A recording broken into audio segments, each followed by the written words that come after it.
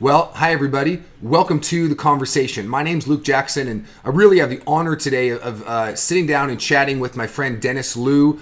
Dennis is the co-leader of Vineyard of Harvest, and so Dennis, thanks again for spending the time to be with us this morning, man. Oh, it's awesome. Thanks for having me on. Yeah, and I've gotten to know you a little bit over the years, and even through social media, getting to stay connected a little bit. And so I'm just really honored that you would share your story with us, and we'll get to in a minute kind of currently what's going on in our culture, why your story is so, I think, impactful for what the Spirit of God is doing with you and your community. But before we even get to any of that, Dennis, why don't you just share a little bit about how you grew up? Where are you coming from? Okay, sure. I'm a third generation American, so that means both sides of my family, both sets of grandparents were American citizens, but I'm first generation born in the United States. So my grandparents immigrated with my parents. My dad came when he was 12. My mom came when she was 19. And both sides of my family have heritage from Hong Kong. Ultimately from China, but Right. they went to Hong Kong, and then both sets of my grandparents came from Hong Kong to America. And so growing up in America, for me, being the first generation born in the United States, I was kind of living the dream or living the efforts of all of my ancestors. Actually, beyond my grandparents, both sides of my family have had family members trying to come for many generations. We Wow. get all the stereotypical things like, opening Chinese grocery stores, laundromats, all those sort of things. Seasonal fishermen in Alaska many generations ago. So I am living the dream and the efforts of them. And so, to be honest, I feel a lot of that pressure, growing up. I think that feeds into the whole performance orientation that lots of Asian Americans feel. I want to make it worth it with what my ancestors paid and went through, and not speaking the language like my paternal grandfather. He was drafted to World War II, and he didn't speak much English at the time, and so I have a picture of him in his army uniform, and it has become deeply meaningful to me because it represents a lot of the hardship that he and other family members paid for me to, be enjoying life in America, living the American dream in some respects. So me and my siblings, and I would say a lot of Asian Americans that are like me, first generation born in America, feeling that pressure to succeed, do well at school, Yeah. get into a good college, that type of thing, rise up in the ranks of America, climb the corporate ladder type of thing. And so I did experience a lot of racism and prejudice growing up. I grew up in New Jersey where there weren't that many Asians at that time anyway. We can kind of get into that story a little bit, maybe later on. But it was some of it was blatant racism, some of it was microaggressions, I call it. Kind of just prejudice, stereotypes, and that kind of death by paper cuts, that type of thing. Yeah. I ended up finding my way to the Lord early on. My parents gave us a great Christian heritage, and so I came to faith at 9 years old, maybe even earlier. But I got baptized at 9. It's sort of a boring story, I guess you could say, but beautiful at the same time. Right? I really knew what I was doing. I gave my life to Jesus. It doesn't mean there weren't bumps along the road, but I gave my faith to Jesus early on, and then we could get into my call to ministry, but that kind of happened along the way. But I don't know, maybe I could just kind of pause there. Maybe you want to lead into something else. No, that's great, man. I appreciate you sharing even again where you're coming from, because obviously with getting to capture what God is doing with you now, the things that you're walking through now, obviously that entire upbringing is part of obviously who you are, right? Defining very much who you are as a man. So yeah, why don't you go ahead and go into that? How did you begin to step into ministry? What was that journey like for you along the way? Yeah, so I grew up in a really great Chinese church in New Jersey. I really want to make sure I emphasize that it was a great church. I owe that church a lot for laying a great spiritual foundation for me. Yeah. But at the same time, a lot of Asian Americans that went to Asian ethnic churches would kind of identify with this piece. When you attend an Asian ethnic church, being born in America, sometimes the Asian ethnic church becomes somewhat of a warp zone. Like they want to hold on to the Asian language, the Asian culture. So things are different. Like you walk into the church building and then like you're like in, mini Asia, Right. everything's in the Chinese language, Chinese culture. You got to do things differently, you got to engage people differently. And so there was a portion of that was kind of disillusioning, confusing for a young person, especially for me. I don't really speak that much Chinese. So that makes it even more difficult for me, Yeah. or a person like me. And so when I graduated high school, and I should mention this, that Asian ethnic churches really have a hard time holding on to the next generation, continuing to minister them beyond high school. The dropout rate of an American church is 60% out of high school leave the Christian church, which is, that's not a good statistic in general. But in Asian ethnic churches, it actually goes up to 90%. Wow. And so I was one of them. I didn't leave the Christian faith, but I definitely made a conscious decision to leave the Asian ethnic church. It just wasn't for me. It was like, like the warp zone type of thing. So when I went to college, there was a Vineyard Christian Fellowship that was starting at Cornell University, I think in New York. And I joined, and it was refreshing in many ways. I went through a whole renewal experience, but one thing that was refreshing, honestly, was that church wasn't Asian, and that was good for me, at least at the time.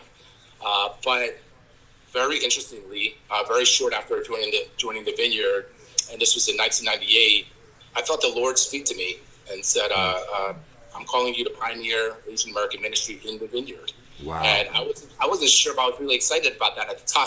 I had purposely left the Asian ethnic church. But fast forward to that summer. So this was the summer of 1999. It was a national conference out in Anaheim. And I went out there, honestly, on vacation with I was part of a church plant. So those two pastors, I went out with them just to pretty much hang out and just, go to the conference.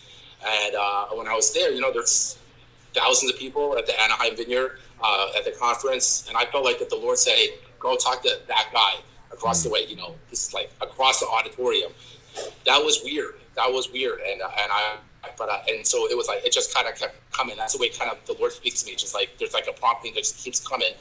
So I ended up approaching him, and he ended up being a guy named Robert Chow, who was the assistant pastor of a guy named Kenneth Kwan, who is the pastor of Vineyard Farmers, the church that I'm now at. And so we just talked. We went out to lunch. He started telling me his calling, which is the pioneer, Asian American ministry in the Vineyard. And I was like, wow, and we connected. And long story short, I ended up coming out to California right 2 weeks after graduating Cornell, just to do an internship at the church, attend Fuller Seminary.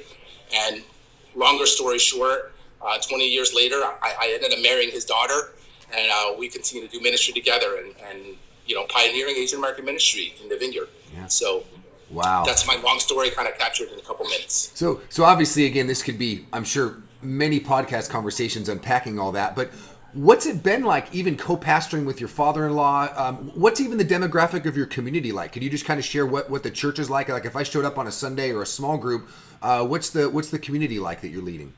Yeah, so our community in Los Angeles is very interesting because it's our city is about 60% Asian. Many of them from China or from Chinese speaking countries, and a lot from mainland, especially these days. And so the history of it, of our area, is that there's a large Buddhist temple that was built in the 80s, the Shilai Temple in Hacienda Heights, and that's when massive amounts of especially Chinese but Asian population started moving towards this direction into the city. And so when Kenneth Kwan planted the church in 1991, he planted it with the purpose to reach out to that community, ones who were Buddhist. And he has some really crazy stories, by the way, of conversion of people along the way. But anyway, so that was kind of the initial start. And then so people kept on moving into that area, Hacienda Heights, but then they overpopulated Hacienda Heights, and it just started moving eastwards, right? Roland Heights, and then Diamond Bar, Walnut, towards your area now, right towards the Corona Inland Empire, right. Just more and more. And so that's the reason of the start of that migration of Chinese people into our area. So our church is we have a Chinese speaking congregation, we have an English speaking congregation, we have a Cantonese speaking congregation that ended up turning into a church plant. So 3 languages, you could say, and you come to my church, it's the English congregation is more multi-ethnic, definitely multi-Asian, but our roots are Chinese, but so Chinese congregation obviously is 100% Right. Chinese or of Chinese speaking origin. They speak Chinese in their service and sing worship songs in Chinese, and then our English service is a little bit more multi-ethnic, kind of moving more towards multi-ethnic, definitely multi-Asian. Okay. I was just thinking, Dennis, as you were sharing, one of the things I'd love to hear maybe for a moment, for those that are listening, maybe they have, Chinese neighbors, or they go to school with Chinese classmates. I know that even as I traveled to China, and I had a lot of international students at the school that I was a part of that were coming from mainland China, that was my first learning curve, even into the differences between the terms mainland China or Hong Kong or even Taiwan. That was sort of my learning curve, realizing those are not all the same things necessarily to everybody. Would you even for a minute just help of us that might be new to this, learning, is there a difference between maybe somebody from mainland China, maybe someone who is from Hong Kong or even Taiwan? I know that can be kind of a convoluted, pretty vast conversation, but maybe kind of help us just learn a little bit there. Yeah, so it's very interesting because people sometimes assume, for our church, we're trying to navigate the difference between the English congregation or American culture and then Chinese culture. But then, as you're mentioning, man, the difference between mainland Chinese culture and Taiwan culture is huge. And honestly, there's racism between those two groups, and then there's racism between Hong Kong and China, Hong Kong and Taiwan, and it's not, minimal. It's, and so us navigating that just even within the church and church leadership and having an understanding with that, that's honestly a challenge day to day. Yeah. And we're thankful for opportunities where, just even on our staff, we have people from that have Hong Kong origin, people that have origin from mainland China, from Taiwan, and honestly, we celebrate that just as a piece of diversity, right? Yeah. We've and so it is vastly different. Yeah. Now, what have you, along the way with your leadership team, as you've navigated some of those cultural, not even obstacles, but just tensions, right, to be able to hold within a community that can be that diverse? What are a couple things that you and your team have learned along the way as far as what it looks like to pastor a community that has those different cultural diversities within it, even racism that may come along with that? What are a couple things that you've learned along with your team, how to shepherd a community that is made up of such a diverse group of people? Yeah. So we have to be really intentional about listening. And let me kind of chime in on the whole COVID-19 situation. Yeah, go for it. When it all happened, and it first started in Wuhan, China, the people in China that were in my church, living in America, living in Walnut, were greatly impacted. Meaning, it's very interesting because, people started online services in mid-March in America. Right. Our church started it like in February. Not because of what was going on in America, but what was going on in America, but within the people from China. And so people within the church that were, more Americanized or in the English congregation were like, oh, this is like ridiculous. This is like, why are they doing that? This is, unbelievable. So we sat in a staff meeting, and one of the pastors on our staff who was from China totally enlightened us. So we were sitting there, we were talking about this whole situation with COVID-19, and she shared with us, because she's from China and she has family in China right now, and she was in communication with them. She said, hey, listen, when the Chinese government shut down whole cities, we took it to heart. And so people that are in America, that are from China, even though like they're living in America, they were greatly affected by it. So we shouldn't just laugh at them or be like, oh, they're being ridiculous by not coming to church these days. They're just reacting out of fear. And honestly, that hit me like a ton of bricks, because it was like, even within our little community, we could become, ethnocentric and not really be, thinking about other people's experience that's completely different than our own, even within America. But being from China, they're just viewing that situation completely differently. So intentional listening is what I'm saying.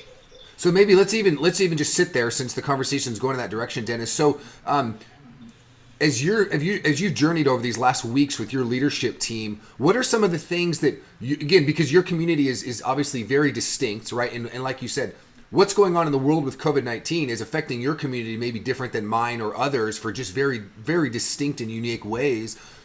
What's going on with your community? How is your community traversing what's going on in our culture, around the world? How is your community walking through this right now? Yeah, so, I think there's maybe two things that I wanted to share. And one thing will highlight the difference of the culture. So our two congregations couldn't be engaging this COVID-19 situation differently in terms of the services anyway. So our Chinese service does a live stream from church, and then our English congregation does pre-recorded sermons from home. And I should also mention the Chinese service does their full-length service, 70 minutes, like we did in the past. And then our English congregation has taken their services down to 30 minutes. And so, like, I guess I mentioned that to just say, like, the culture is so different, even within our church, that we have to do things completely differently to kind of reach those two different groups right now. I also wanted to mention, I think we were going to talk about this anyway, about the anti-Asian racism. Yeah, go for it. We'll just sit there. I mean, that is a very real thing, for us. In Los Angeles, I would say less so, because, we live in a town that's 60% Asian. But when I talk to friends across the country, especially, I mentioned I'm from New Jersey, where there wasn't that many Asians, and, it's tough. Honestly, it's scary in a sense. And I mentioned to you offline that I actually experienced racism the other day, just walking in my neighborhood that's 60% Asian. I was out with my whole family, my little kids, 7 years old, 5 years old, 3 years old, 6 months old, my wife. Someone shouted a racial slur to us from their yard. And I honestly I only experienced racism twice in Los Angeles in my 20 years here.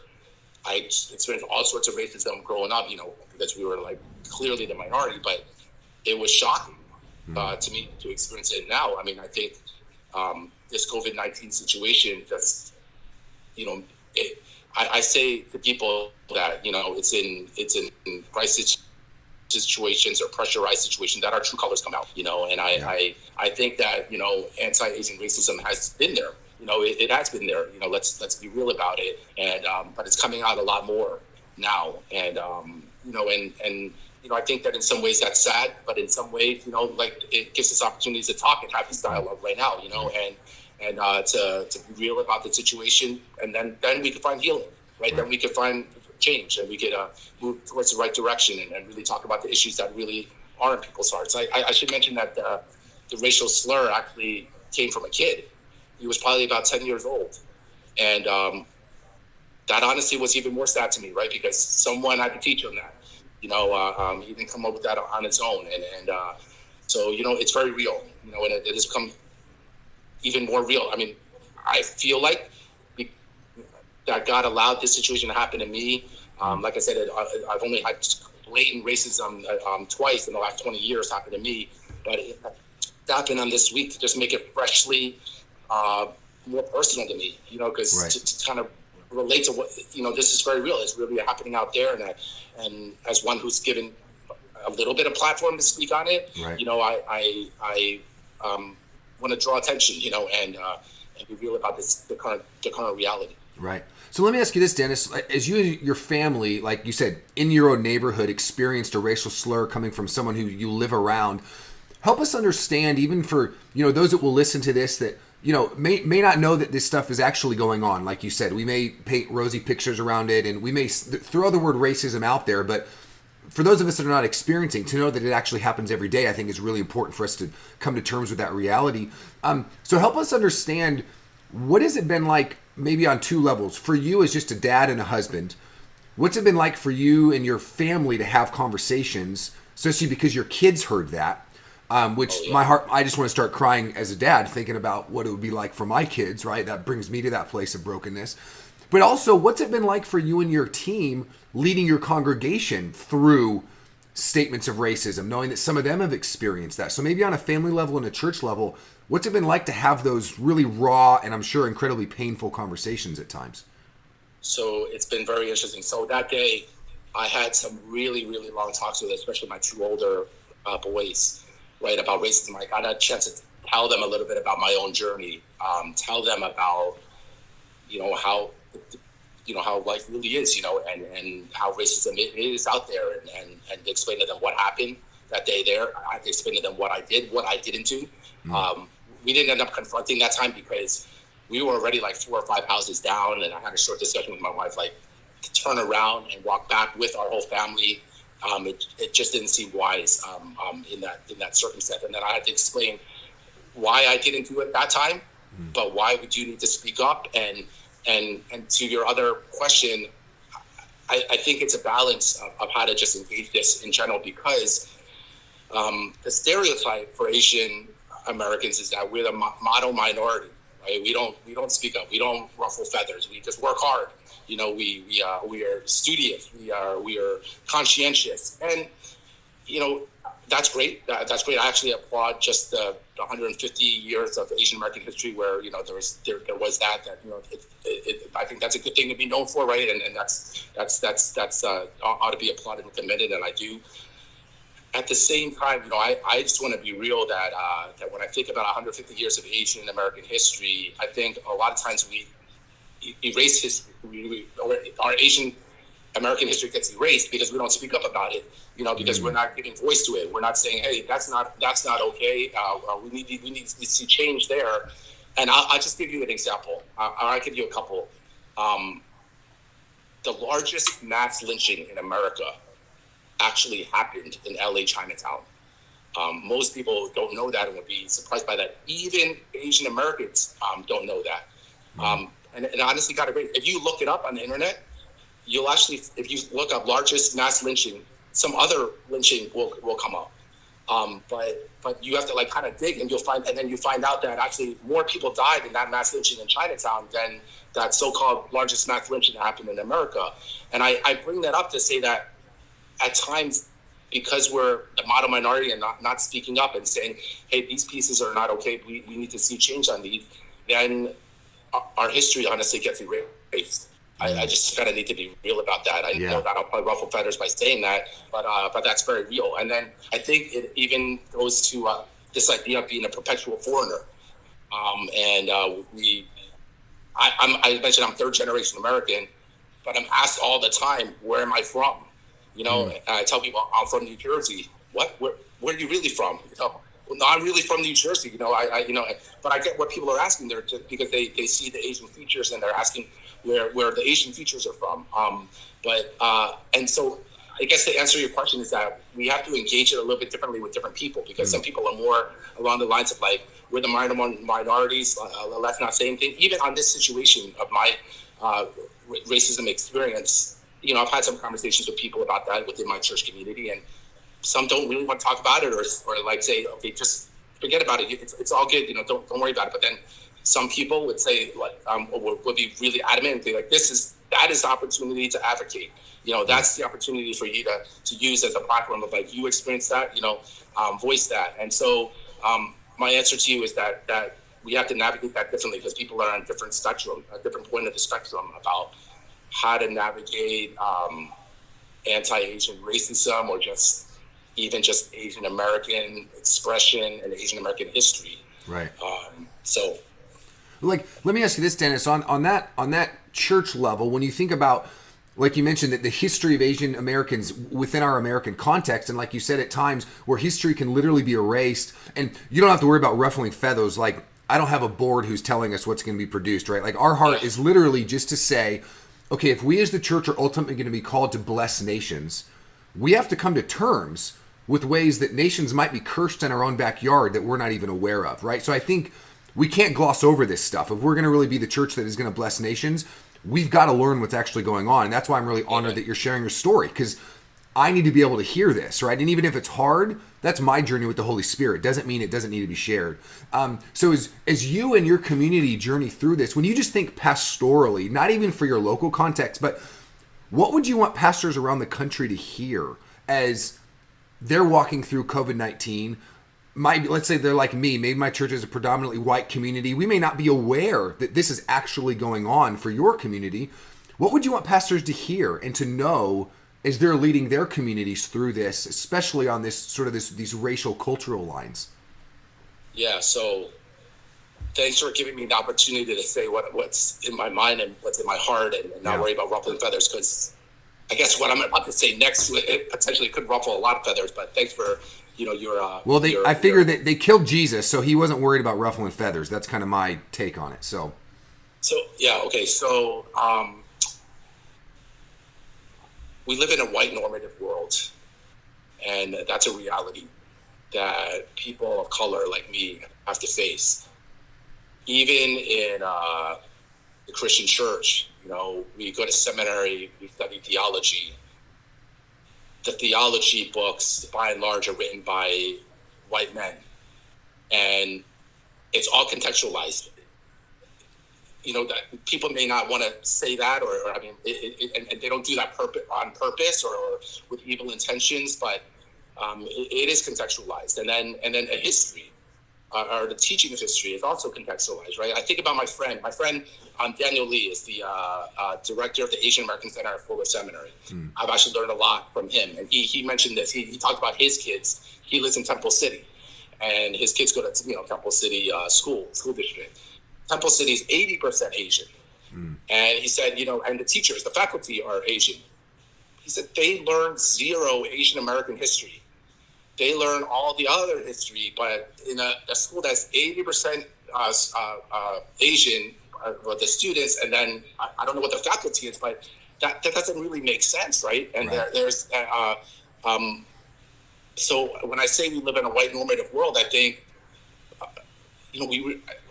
I know this is hard it's going to be really hard for some people to hear. We have to really think about that. How are we engaging, and kind of dig down deep to things that are really foundational, fundamental, that we might just assume that's the way that it is, the way that we teach theology, or the theology textbooks that we use, or how those are written, and who the authors are, and what their backgrounds are, and how we're approaching that, or school district curriculum. I mean, I'm sure that's hard to change, right?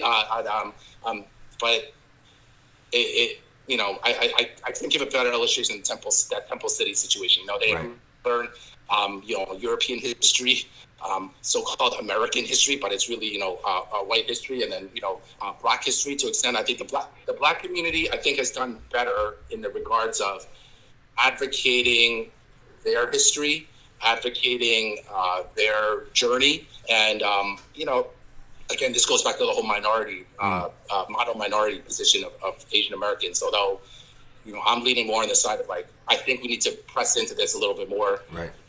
Get our story out, share our lives, and I think that it might sound a little bit prideful as an Asian American. I think Asian Americans have a lot to offer to the broader community, and can I say this specifically to the Christian church? And we're navigating different times now, and but I think that it's also time for Asian Americans to step up, and not just be hiding in the background. Yeah, Dennis, let me ask you this. I didn't think about this in our conversations leading up to this, but I've spent quite a bit of time in Asia, and I'm incredibly fascinated by just the beautiful diversity in culture. Now, you had mentioned that obviously for the Asian American community, there has been less advocating for the rights of Asian Americans, or even just to make sure that the real history is brought to the forefront. When it comes to culturally the honor shame paradigm, right? Like what's deeply embedded in Asian culture. Does that play into the Asian American community not necessarily standing up, because that's not sort of a cultural norm? That might be totally off base. I was just curious, culturally, what's kind of behind the Asian American community, like you said, not necessarily advocating like the white community or the Black community, or maybe another community that might be more boisterous in their claims? Yeah, so I might now ruffle some feathers in the Asian American community to hear this, but they a lot of times people come here for a better life. They come here to receive. They come here to receive from what America offers. They don't come here to take over necessarily, or to make change. They came here to receive from what has already been established, or what can be offered to them. So a lot of times diving into things of politics or making change in the community or community service or speaking up about things. That wasn't their original intention. You know, that wasn't what their ancestors came here for. That's not why they came here for. And so I think that plays into it. You know, kind of be quiet because we're just here to receive the good things of America. Not necessarily, the words I'm using, ruffle feathers and create, you know, like a disruption and try to be an agent of change. Right. So as the Asian American community walks forward, and you think even on a local level for you, not only just as a pastor, but as a man yourself, I know one of the things I was interested in is, you know, I got to hear, I know you wrote, and I got to watch the, I'm trying to think what it was called. You did a talk on Beyond Colorblind, right? Which I was incredibly influenced by. I thought it was a brilliant articulation, and I learned a lot just listening to you, right? As I'm on my learning curve journey here. Could you unpack that a little bit for us, especially those that are listening again who have a heart to walk out kingdom life? And we're going to be blessers of nations. I think these are incredibly important things. And you just had I think God's gifted you to articulate this very well. So could you unpack what you were communicating in that, and then how it plays into how you're just walking out your everyday life now? Yeah, sure. So first I want to give credit to Sarah Shin. She's the author of a book called Beyond the Colorblind. And so that's where I really learned a lot, is from her book. The idea is, you know, a lot of times in society these days, we hear the term to be colorblind, you know, kind of like, let's ignore the color of people's skin, ethnicity. Let's look at the deeper parts of life. You know, let's just be colorblind to race and ethnicity. And the idea of going beyond colorblind is that idea of being colorblind is actually not helpful at all, because the color of our skin, our features, actually has a huge part to do with our stories, our lives, our journey day to day, our spiritual formation. Honestly, you know, even our entrance into Christianity and the Christian faith and an encounter with Jesus, it just all factors in. It's just part of us. It's not something that we can just ignore. You know, if I can put it this way, a white person, I think it's easier for them to say, let's be colorblind and let's ignore that, because they don't face that. They don't face any issues regarding the race day to day. Right. But a person of color is facing issues day to day, every day, moment to moment, because of the color of their skin. And so it's important. So the idea beyond colorblind is, let's not ignore race and ethnicity. Let's lean into it even more. Let's hear the stories of people, including, can I say this, including white people. I have found that, because I've done a small group before with some white people in the group, that as they actually explored their ethnic journeys, this began to speak to them deeply about their lives and why things were in their lives, why things were even in their Christian journey. So the idea of being colorblind is pressed into this race and ethnicity even more, especially as Christians, because we're going to begin to find out things about how we're engaging God, even by just exploring our ethnic journeys a little bit. And then when you're exploring that ethnic piece or the race piece in your life, it actually begins to bring healing. And then you begin to have opportunities even to reach across and begin to build bridges, hopefully, with other races and ethnicities. I've experienced this in my own life, you know, of the healing that began to happen as I explored the ethnic and race piece in my own life. And then God gave me an opportunity to be an agent of change with the community, especially in the Hispanic community. I could share that piece a little bit if you wanted, just about engaging with my good friend Ruben Quintero.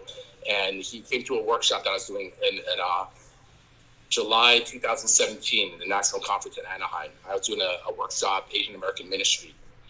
And he came and he asked a question at the end.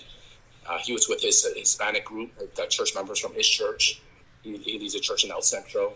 And so his question was this. He said, me and my group, we like to eat Asian food. Dennis, my question to you is, do you and your group like to eat Hispanic food?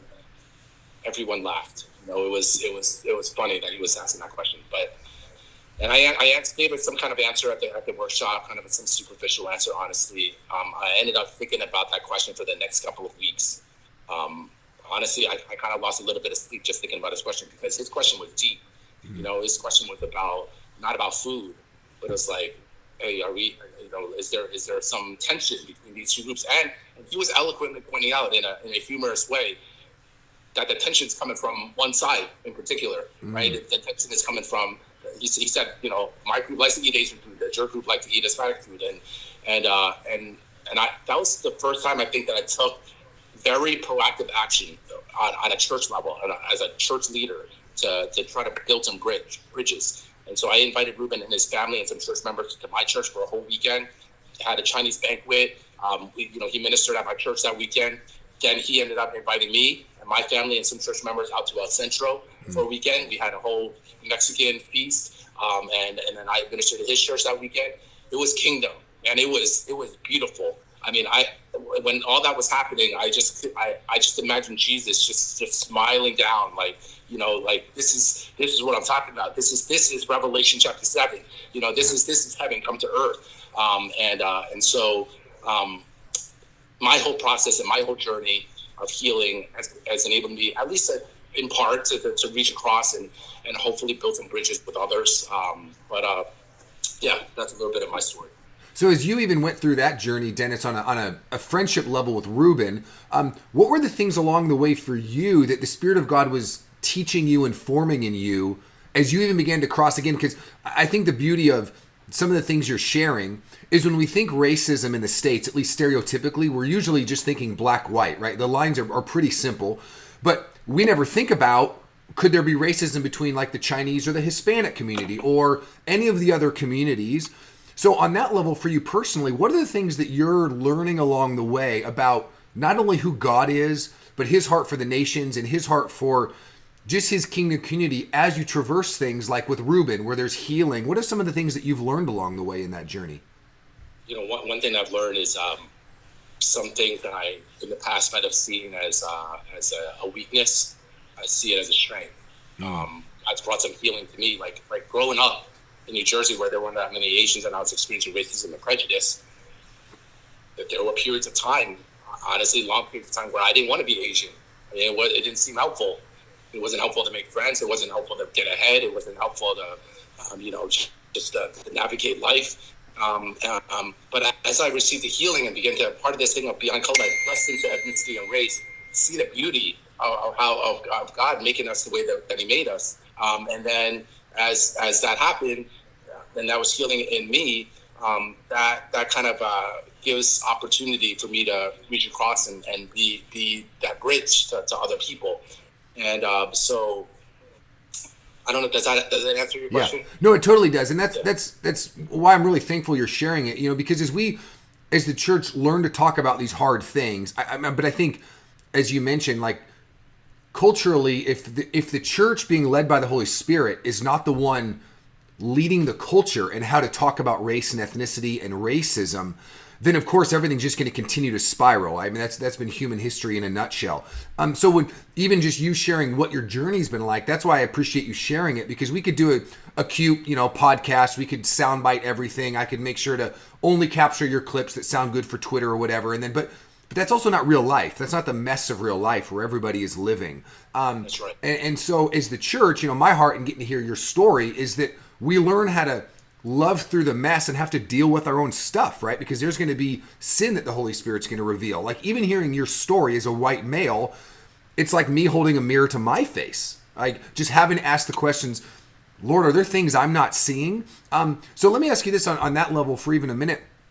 What would be the things that, like, let's say myself as a white male, what are some of the things, Dennis, that you would want me to be aware of in regards to the Chinese, or even me, just the Asian American community, maybe at large, that maybe I'm not aware of, but would really be important as I'm learning to love my Chinese neighbor, or maybe I have a Korean friend that I go to school with. Are there certain things that you would want me to be able to know or to be aware of in my learning process?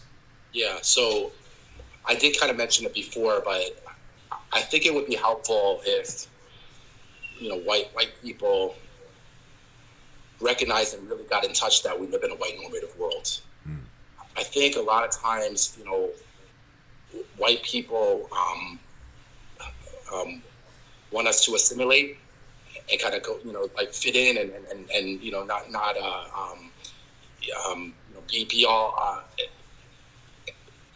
for lack of better words, antagonistic. And I think just to speak very honestly and very openly here, like I think sometimes the Black community gets a bad rep for doing this, right? Like kind of like saying, hey, this has not been okay. It's not been okay for a long time. It's still not okay. And sometimes society kind of looks at that as complaining or being too strong. But at the same time, I think a lot of times the white community is not recognizing that the racism and the white normative world that we live in, it's very real. It's, like I mentioned, even going to like Christian theology is taught from that bent, and I think it'd be helpful if the white community would not just recognize that, but begin to engage life and even ministry with that awareness that the day-to-day life and how things work out and play out, it is a white normative world. Right. And I think that's a game changer.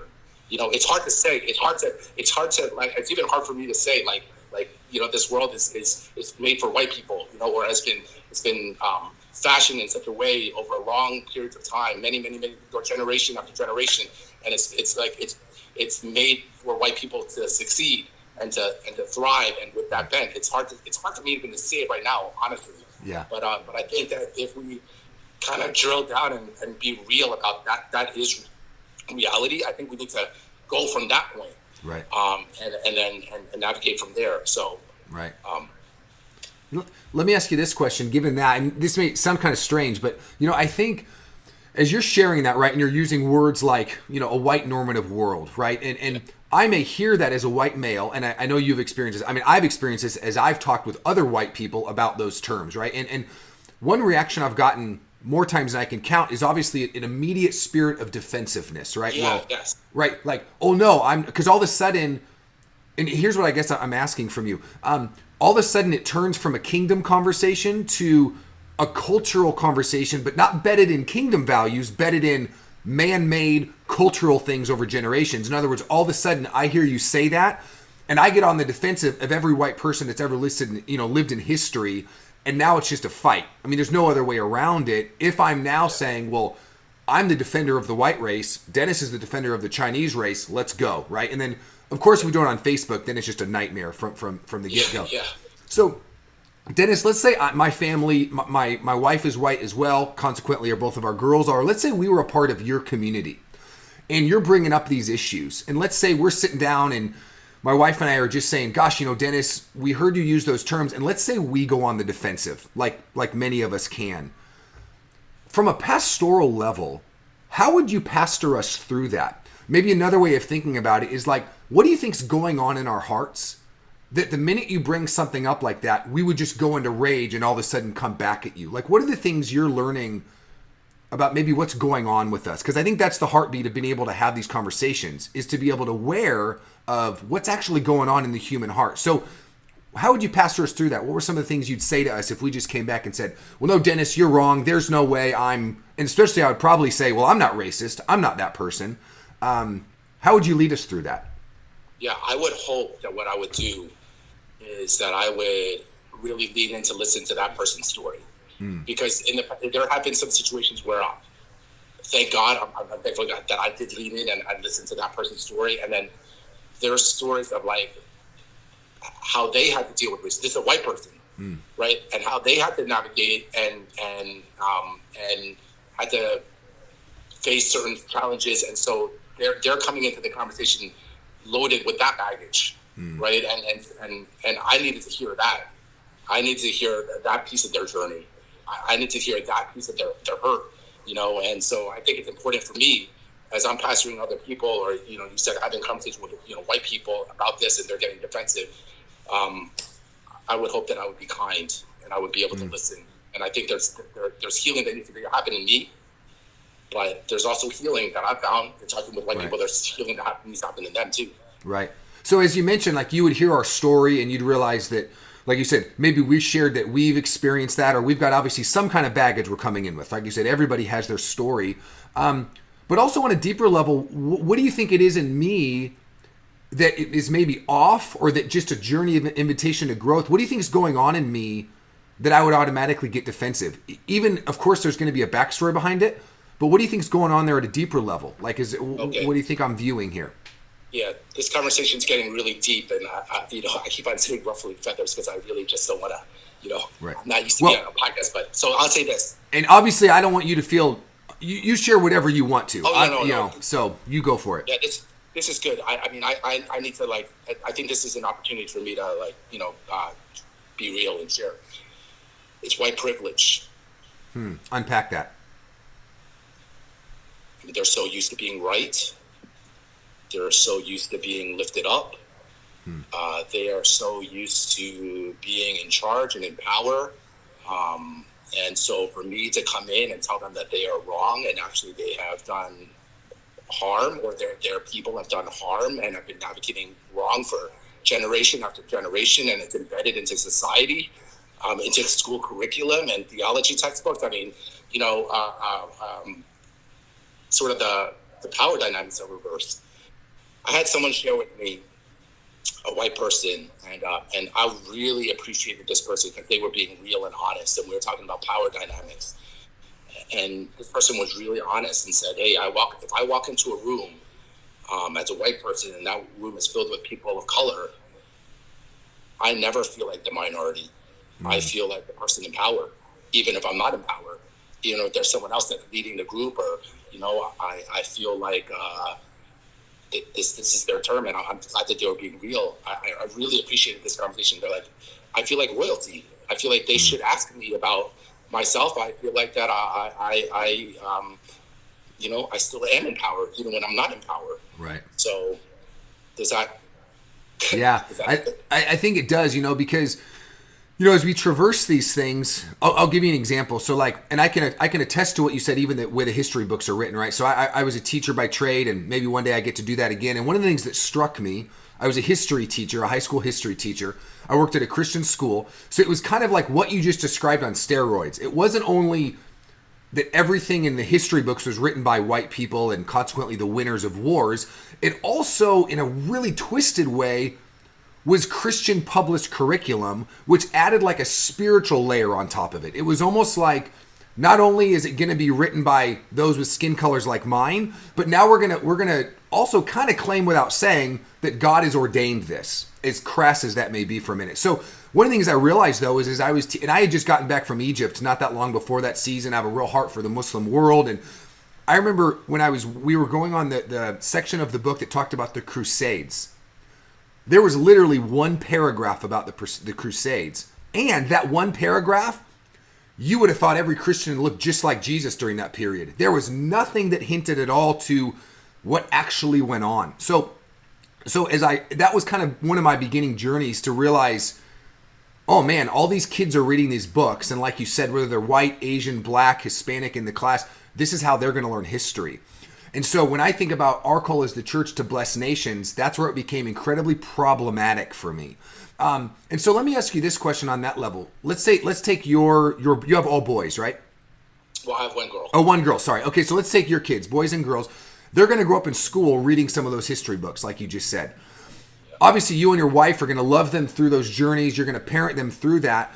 So what do you want your kids to learn as they grow up, knowing, first of all, who they are in Jesus, but also because of the color of their skin, they're also going to go through things. And what they heard in your neighborhood, however long ago that won't be the last time, I'm assuming.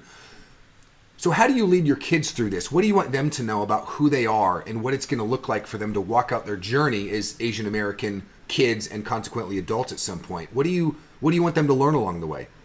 Yeah, I want to have the real conversations with them. I was actually really grateful this past week because of that situation. I was able to talk about real life and how real life is, and how racism is very real. So I want to be able to taught them that, or even mentioned the whole thing that I mentioned to you about the mass lynching, the greatest mass lynching. Like I want them to know that. I want them to know, like, it did get erased. The thing, the hard stuff of, you know, the perpetual foreigner, of how I've been asked where I'm from, even though I'm third generation, they're going to be fourth generation American, right? And so I want to be able to talk about the hard things, but then I also want them to see the beauty of their Asian identity. I want them to, one story I wanted to share too is, like, we have this initiative in right now where we're ministering over there. And man, I would say it's in large part because of our Asian features. Doors are open, you know, and we have a kindred spirit with people all over the world and all different races. And I've experienced that especially earlier in ministry. I was doing more traveling, all across the world. It's just, the doors are just more wide open for us to connect with people, ultimately to bring the gospel message, ultimately to share the love of Jesus. I want them to see the beauty of that. You know, I want them to see the beauty of their Asian heritage at the same time. I want to be real about, some challenges, that I have faced, that they face, that they will face. At the same time, there is a huge beauty of God creating us that way, and that being part of our journey and part of a tool, if I could call it that, a tool, right. a way for us to have impact. Yeah. For Jesus. So as you think about those things, Dennis, let me ask you this one final question. When you take a step back, especially right now with everything with COVID-19 going on and the anti-Asian, right, the racist sentiments that you've personally heard, things that we're hearing, right throughout American history alone, there's been racism towards many communities as we go throughout. When we think currently where we are, let's just take even our movement, right, as leaders like yourself are starting to take their place. I think of guys like Gino Olison from Chicago, right, like you mentioned, Ruben Quintero in El Centro. As we're beginning to learn as a movement what it looks like to usher towards, like you mentioned earlier, Revelation 7:9, where every tongue, tribe, language, and nation will be before God. As we learn to become that church movement, and we're new at it, right? All the First Vineyard guys looked like me, right? Flowered shirts, whatever it was, and we're learning to become like our neighborhoods, which means we're learning to become more and more diverse. What are the things, when you think of all these things happening now, what are the things you get excited about, right? I mean, obviously, there's racism and there's things that we're learning to traverse that are like really hard things that we're learning to talk about. But also, what do you see the Spirit of God doing that you sit back and think, oh man, this is so good. We got a long way to go, but man, these are the things I'm watching that get me excited to be pastoring during this time. Yeah. I'm excited that the doors are opening. In the past, to be honest with you, you mentioned it, the vineyard looked more like you, and the doors weren't really open. There was a period of time that I would say, just honestly, that the vineyard really didn't know what to do with our church. A church that was predominantly or even exclusively Asian at the time, how to engage, and there wasn't a lot of engagement. And so now, in the last couple of years especially, with doors opening, I ended up being asked to be the area pastor for a season in our area. And now there's I've been able to speak on different platforms the doors weren't open for that in the past. I think it's time. I'm excited about that. I'm excited about a time when I and other Asian Americans can step up and bring our voice to the movement. I said before, humbly, but just honestly, I think we have something to offer. It's a new dynamic. We bring something to the table that wasn't there before.